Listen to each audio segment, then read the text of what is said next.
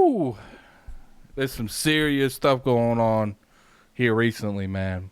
We got some Xbox stuff to talk about, and then there's like some giant stuff going on with Dragon's Dogma that I really want to, go over.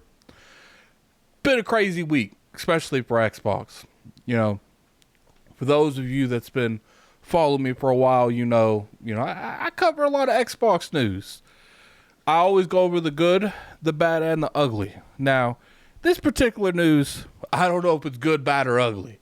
I think as of right now, we never really had anything like this happen. So I don't know if it's going to be considered good or bad, in the logistic things. Because everything is on a short-term to long-term duration, And what am I talking about?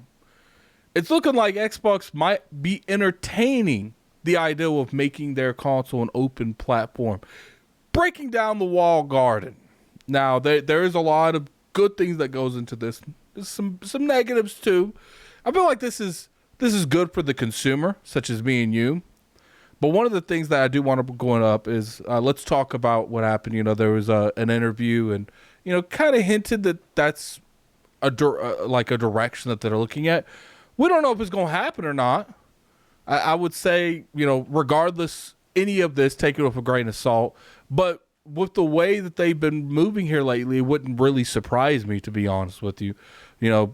Epic Game Store, Steam. Imagine loading, starting your Xbox, this sucker here, starting it, and it asks you, do you want to load into the Xbox UI, the Epic Game Store UI, or the Steam UI? Now, I don't know if they'll all be on Xbox or there'll be individual UIs in the actual system. I don't know how they would actually do that yet. It's kind of interesting. But one of the things I really want to go over is my personal opinion on it. Now, like I said, all this is speculation. I don't have any inside information on it. I don't even know if it's good or bad for Xbox.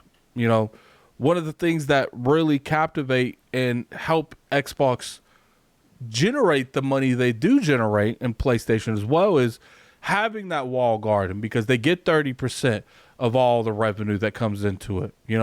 Doesn't even matter if they don't make the game. Before Call of Duty was bought by them, they got 30% of the majority of the money. Now, I know there was some type of a renegotiation, but generally it's 30%. Fortnite, they make so much money off the 30% microtransactions for Fortnite, it's insane. So my mindset is, this is good for the consumer because you're giving us more options. But I don't know about necessarily the Xbox brand, because if you give people this many options, especially Steam people, I think this is generally just going to allow you to play your Steam games on the Xbox. I don't know how that would work, if it would be any Steam game, if it won't be any Steam game. People that generally have Steam, they already have rigs, so I don't think that would really dig it too much into anything that's going on over here. But my fear is you do have the people that cross stream that own a rig and own an Xbox, the ones that are left, because you can buy all of this on PC. And then when they do buy stuff on Xbox, they just buy it on the Steam version of it. And I feel like that's going to cut a lot of revenue that Microsoft makes.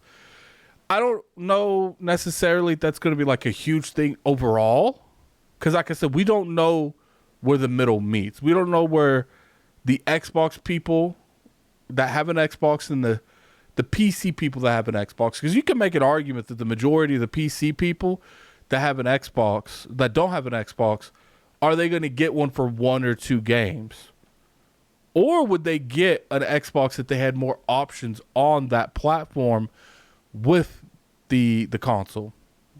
It's interesting, man. It's interesting. That's why I said with this particular thing, I don't know what's good or bad. It's one of the reasons I'm making this video, because I want your guys' opinion. Put in the comment section below, how do you feel this would affect the Xbox ecosystem? Now, as a consumer, we lit. We got multiple options. There's games that's only on Steam that you can play on your PC.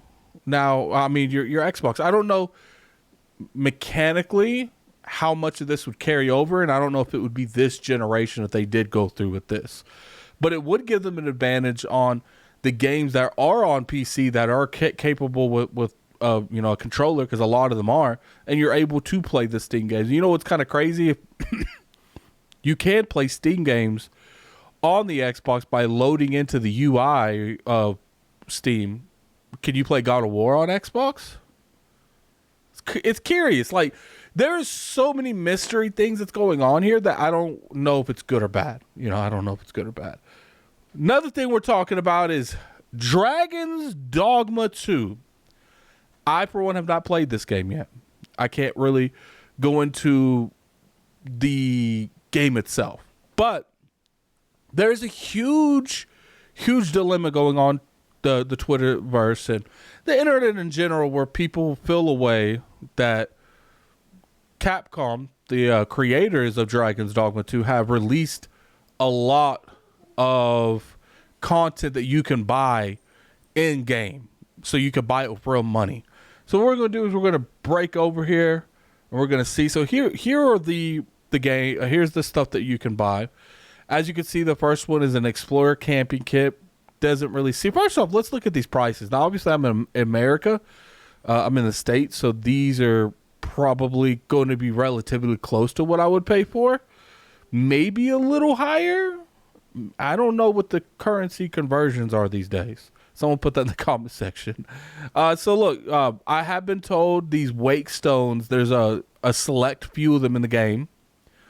So that's like, when you look at this list, and these rift crystals apparently buy more of your pawns. Now, pawns is pretty much a companion in Dragon's Dogma 2, and you can use these rift crystals to buy more of them. So I'm kind of curious on that standpoint, where I can understand, you buy 25, that's 4, 3, 45. You could pretty much almost buy, 5,000-6,000 worth of rift crystals. Now, I have been told these are not buyable twice.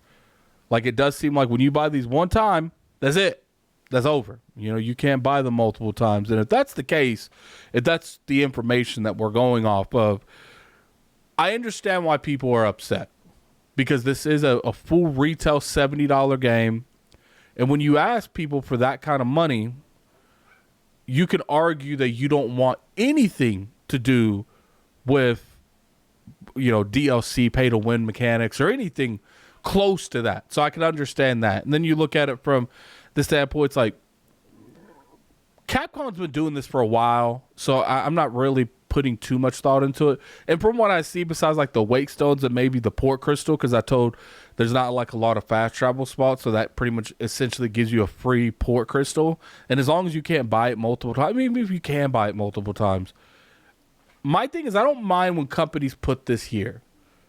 I don't like when they do these kind of practices, because myself, I would know where to stop and where to begin.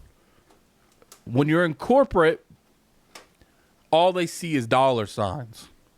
Who just says that right now, when they made Dragon's Dogma, they made the game, and then afterwards they made this DLC pay to win mechanic after the game was already designed. My fear is if we keep supporting these kind of practices, it's going to be the other way around. They're going to make the game revolved around these. Okay, you need a wake stone. Well, you've already used all the ones in the game, but since you didn't buy any of these wake stones, we're going to have the wake stones that's in the game next time. And then, when you can't find another wake stone, we're going to just offer you this wake stone for what, $1? So, like, to me, that is where I'm most uncomfortable, because I will admit, and I think we can all agree, a lot of the times when you give these corporations an inch, they try to take a mile. And I think, for the most part, if people knew that they would never abuse the system, that it is what it is, this is what you get, this is what you get. We're never going to make these revolved around making you have to have them, then I don't think people would be upset. I think people would be okay with, you bought the game for $70, and if you want to go out here and get these extra stuff, they're available to you. But I think people, rightfully, is like, yo, where does it end? Are we going to get this and then next time you have to buy them. Gamers' trust in corporations, especially some of these multi-million, billion-dollar corporations, is at a high time low. So you guys really expected everyone, especially gamers, to be okay with this? I don't know. But anyway, put in the comment section below what you guys feel. Do you think this is a big deal? I, for one, don't think it's a big deal. But I can understand why people are a little skeptical. And like I said, Capcom's been doing this for a minute. They did this with Devil May Cry. They've been doing this for a minute. So we can't really say it's nothing new. But I understand why people don't like the practice in general. But put in the comment section below what you guys feel. I'm very curious your guys' opinion. If you enjoyed this video, definitely hit that like button. It's always appreciated. You can always sub to the channel for weekly content. Really appreciate all the support I've been getting. Back to making regular content. I'm done with my travels. And until next time, this is Gaming Addict. I'm out of here. Peace. I really need to jump on that Dragon's Dogma. See what all this fuss is about.